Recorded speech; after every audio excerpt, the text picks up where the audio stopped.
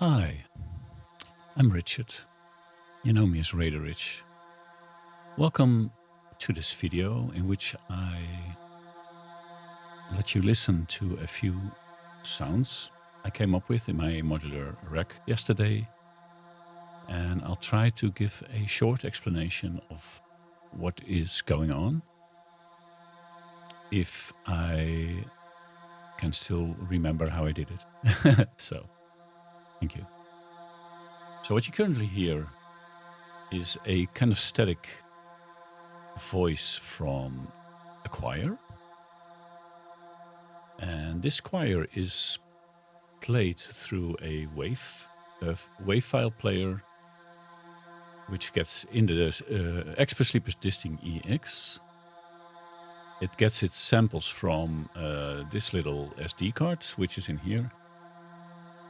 And it's now, as any other oscillator, which is always on, it is currently stuck playing a pitch which I last fed into the module. So I can also play this by hand, because what I was able to do yesterday was connect my trusty Novation Launchpad Pro Mk3 over USB MIDI to the Squarp Instruments Hermod, which is, well, there's a reason why it says modular brain on the sticker. So Launchpad Pro goes into here. Hermod in itself is a very extensive sequencer, an 8-track sequencer, which can sequence notes, but also modulation data. But I don't use it as a sequencer right now. I just use it to pipe the MIDI information from the Launchpad Pro through the module into CV, into voltages that can be sent to other modules in the rack. So what I can do now is play a pad on the Launchpad Pro.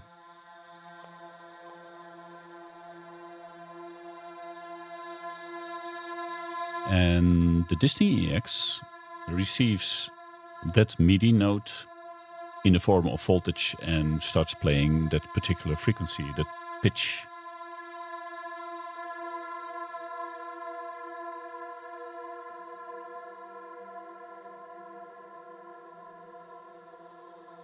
Now there's a very long attack and decay stage on this sound, and it's going through effects inside of Ableton Live.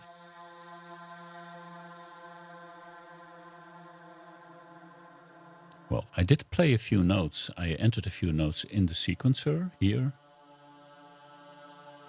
and I'm going to start playing that sequence by pressing the start knob on the Hermod.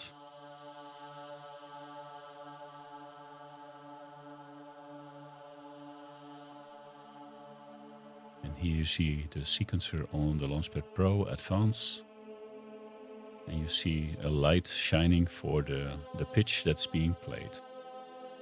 It's a simple 4-note sequence that I recorded on the Launchpad Pro. No recording was done on Hermod this time. Okay. Well, this is very powerful for Disting EX, and I'll only use one half of it. It's running in dual mode, so I'm using only the right half of it. The left half is not really in use right now. You can see that there are no cables connected. That's the first part. I lay down a second sequence of notes, which will be sent to MIDI channel 1, which will be output through this white cable. The pitch will be output to Pixie from Afterlater Audio.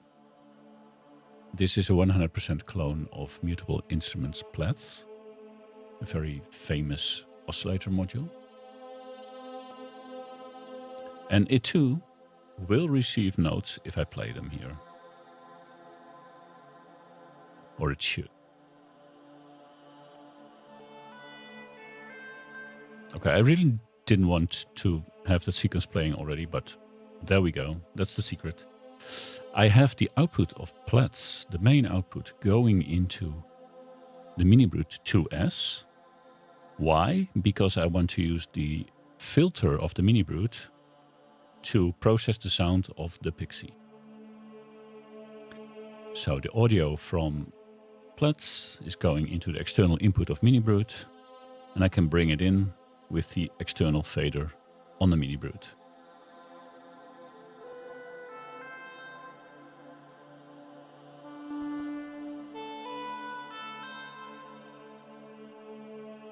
So the notes you hear correspond with the lights that start glowing on the Launchpad Pro. We are in D Dorian. So that's playing. You hear sudden changes sometimes and somewhat more subtle changes. Why?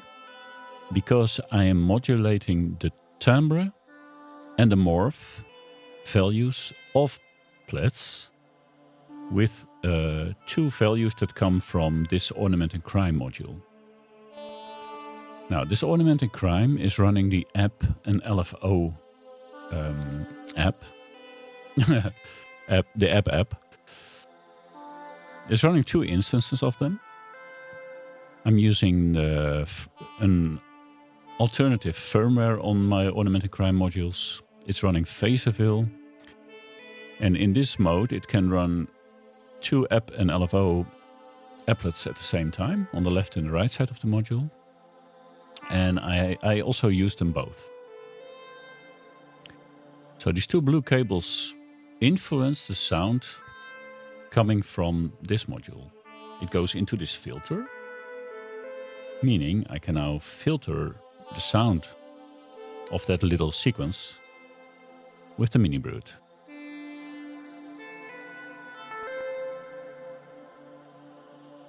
It's a low-pass filter, so it's now filtering off the higher frequencies.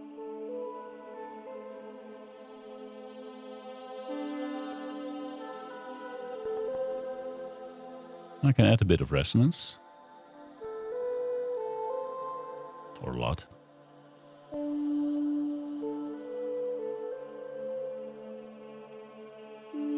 And even add a brute factor. Woohoo!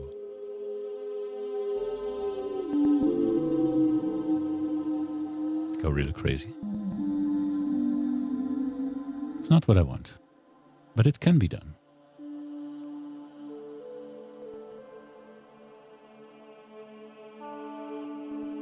I can also add the resonance by using the first LFO on the MiniBrute. So you get something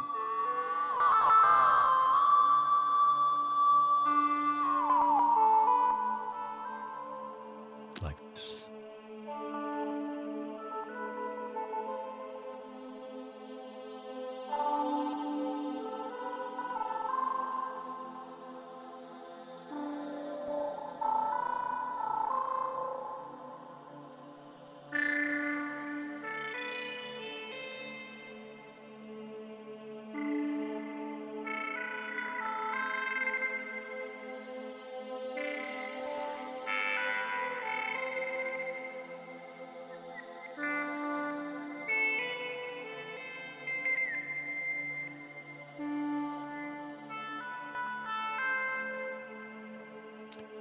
So there's something else. One more thing.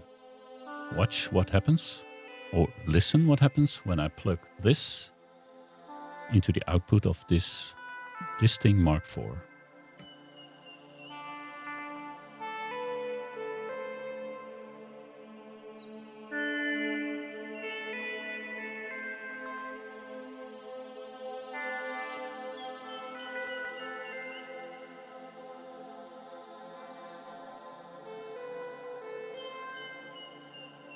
So this is what we would call a happy accident.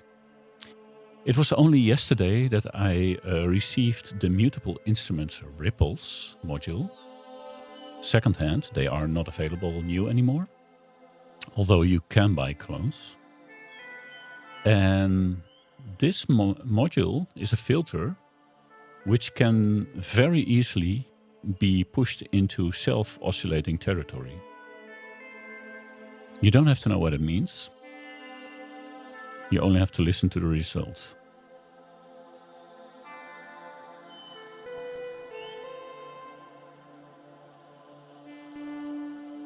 So what happens is that I have the right part of this Ornament Crime module send an LFO to the voltage per octave input.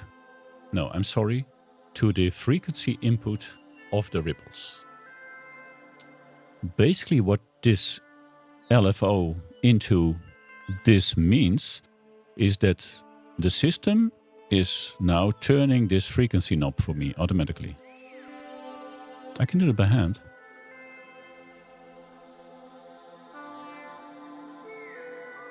I think that I can like produce different kinds of birds.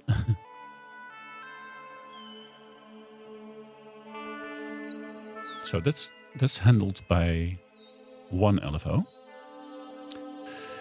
Now to make the filter sing like a bird, you usually turn the resonance knob all the way up.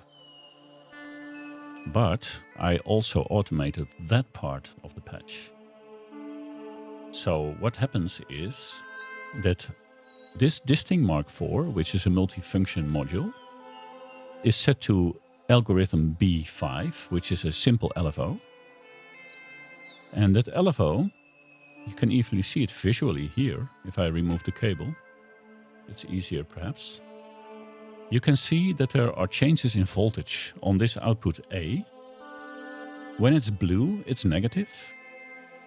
As it turns red, there's a positive voltage going out. If I connect this, it will positively or negatively affect the position of the resonance knob. So these both knobs are now both automated and do their thing. Now, if I would just leave it at that, the bird would sing in a rhythmic manner. What's the fun of that? So what I did, I sent a clock signal to the Afterlater Audio Dice, which is a 100% clone of the Mutable Instrument Marbles module.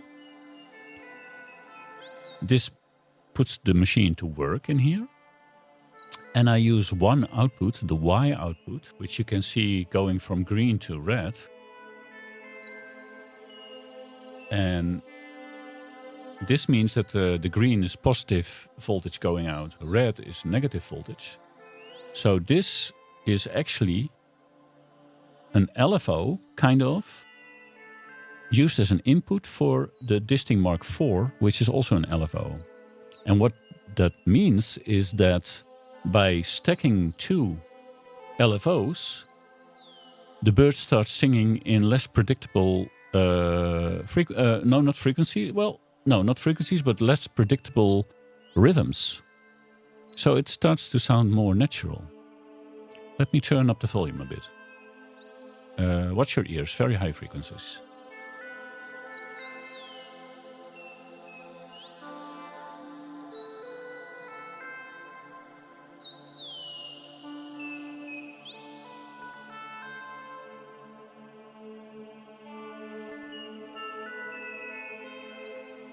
So here I'm actually abusing a feature of a self-resonating filter, ripples in this case, to create I think a pretty good bird. And I can still play over my sequences if I wanted to, or add notes.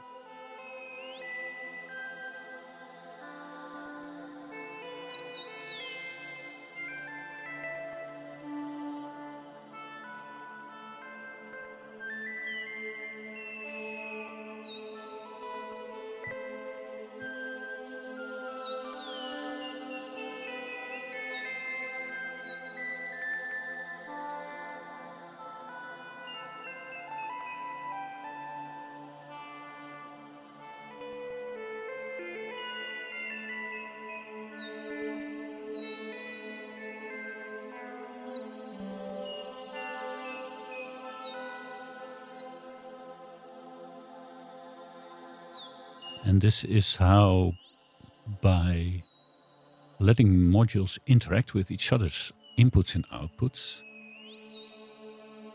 I get a bird placed in a, well, of course in a virtual space by adding effects inside of my digital audio workstation on the computer. But I think it's pretty convincing. I hope you do too. I hope you like this little demo, this little, talking about some modules that I acquired and what I can do with them.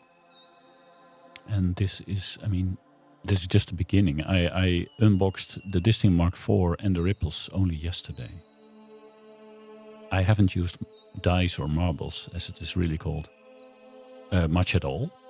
It's my most expensive module, and I mean, what it can do, I don't know yet.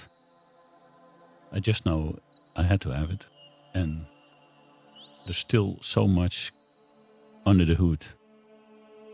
We can only dream what I and you together come up with. Thank you very much for listening.